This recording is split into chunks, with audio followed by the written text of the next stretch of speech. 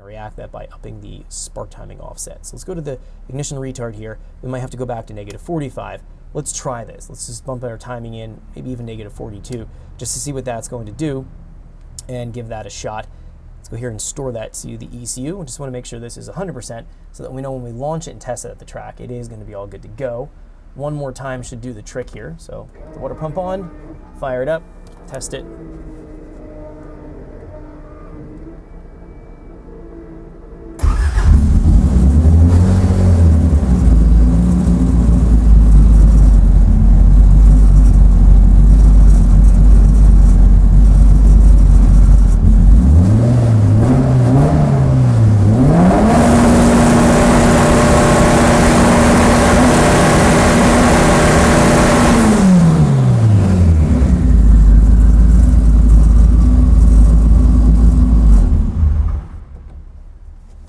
Didn't log that one. We were seeing about 155, 160 kPa, I think I saw as the peak right there. So that obviously is going to be close enough. It's going to take a little bit more fine tuning, but you can see the cause and effect. More ignition timing retard will build more boost, more RPM will build more boost. You have to find a happy medium between those.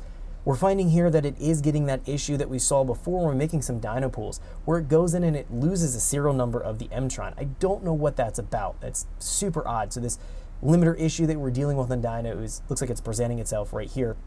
What I'm going to do in order so we can keep going on, because we can see it's not going to show us any of the things that we've just changed. Everything in the Emtron is zeroed out. It's going into some kind of a default mode. I'm going to go and shut the power down, and then we'll continue on and we'll finish up the last bit here for the tutorial, which is going to be taking a look at working with our traction control feature and how we can integrate that here with our launch control. Let me go do a power cycle and we'll be right back once I test that. Okay, so I reset the ECU, I set the power cycle on the car, and it's reconnected now. So it's having that weird problem where it's losing the serial number. Again, I don't know what's going on with that at this point, but one thing I thought about as I was going in and doing the power cycling between filming the last little bit and coming in here now, there is a way that we can actually apply this ignition timing very specifically so we don't run into a situation where we get into an overrun, where we can have too much timing being pulled where the boost can start to get up too high. Let me go and demonstrate how we can get around this and test it real quick. If we jump into our table here, the launch ignition offset, we go and click A. Jumping in here, we're going to go to our y-axis and we're going to set this based on manifold pressure. Now, in here, we want to go and have it set up so that we have reasonable spark timing offset values based around where we want to launch in terms of our boost pressure. And I want to launch right around 180, 200 kPa. I'm going to set the table up here to maybe 240 kPa.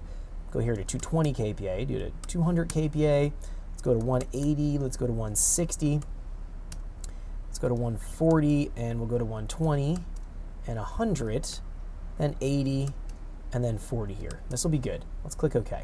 Let's click yes. Now, what I'm going to do with this is say here between 0 to 40 kPa, I'm just going to leave that at 0. 80 to about 140, I'm going to set this at -50 degrees of ignition retard. Once I get up here to about 200, I'm going to have this about maybe negative 10 spark timing. And then between this point right here, going up 160, 180 here, I'm going to go and do a vertical interpolation. We're going to do C. What this is going to do is pull timing heavily when we're stopped, the drive speed. We're going to pull timing heavily here to get it up to boost quick, and then as we come up to where we want to launch at, right around 200 kPa, it's going to feed the timing back in. By feeding the timing back in, that's going to create the combustion to be more in line for where it should be at, and we're going to bottom out in terms of what we're going to be finding here for the spark retard, and we should be hovering right around that target boost. Let's test this out real quick because this should work out pretty well so we don't get into an overrun situation where before we had just a static value. You could keep feeding in more timing and keep going into higher and higher boost levels. We don't want to have that happen. So if I just leave everything the way it is right here, let's fire it up and let's test it. And if this looks good, then we'll move on to our traction control. Let's try this real quick. Thanks for checking out our teaser clip. If you want to see the rest of this video and more than 500 hours of current EFI training we have to offer, make sure you click right here. If you want to go and check out more teaser clips from this training course, click here, and you don't want to miss any of the videos we're going to be releasing on this channel, so make sure you subscribe and click here. Thanks for watching, and I'll see you guys later.